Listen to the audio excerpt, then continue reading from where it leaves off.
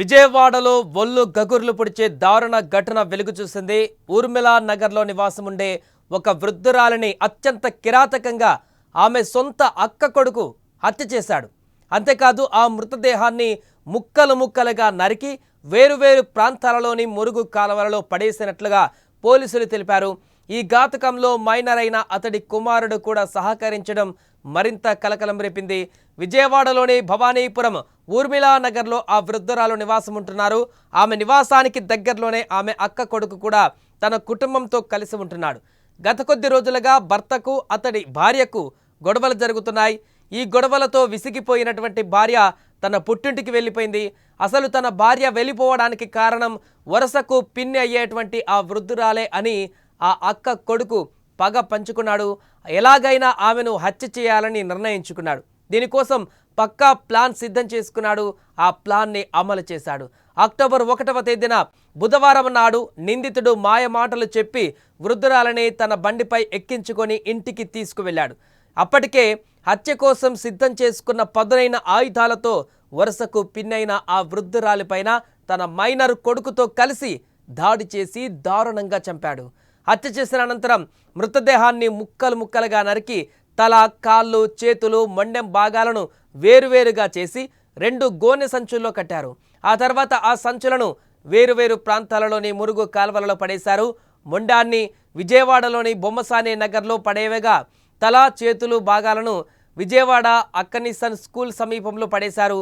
కాళ్ళు మాత్రం ఇంకా లభ్యం కాలేదని సమాచారం. ఇక ఈ దారుణం అనంతరం నిందితుడు అతడి మైనర్ కొడుకు నంద్యాలకు పరారయ్యారు.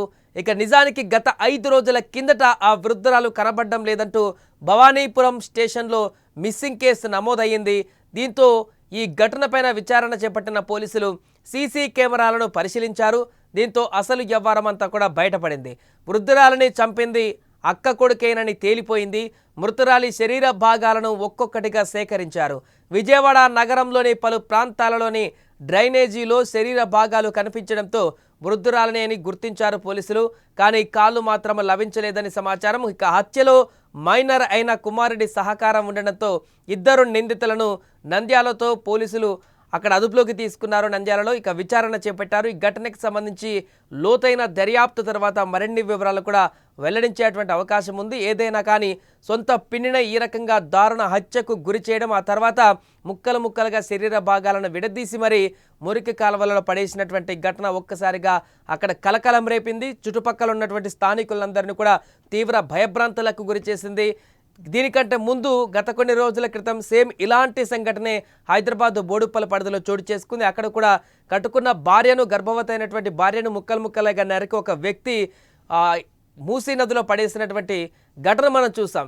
ఎగ్జాక్ట్గా అలాంటి పథకాన్ని ఇక్కడ అమలు చేసినట్టుగా కనపడుతుంది. విజయవాడలో కూడా వరుసకు పిన్నయ్యేటువంటి తనని దారుణంగా అతి కిరాతకంగా చంపి ఆ తర్వాత ఎవరికీ తెలియకుండా కనపడకుండా ఆ శరీర భాగాలని ముక్కలు ముక్కలుగా వేరు చేసి వాటిని మురుగు కాలువలో పడేసినటువంటి ఈ యొక్క దారుణమైనటువంటి సంఘటన ఆలస్యంగా వెలుగులోకి వచ్చింది. దీనిపై తీవ్రంగా స్పందిస్తున్నారు అక్కడ ఉన్నటువంటి స్థానికులందరూ కూడా. వీరి కుటుంబ సభ్యులు కూడా అతనికి కఠినమైనటువంటి శిక్షలు పడాలంటూ కూడా తీవ్ర స్వరంతో హెచ్చరిస్తున్నారు.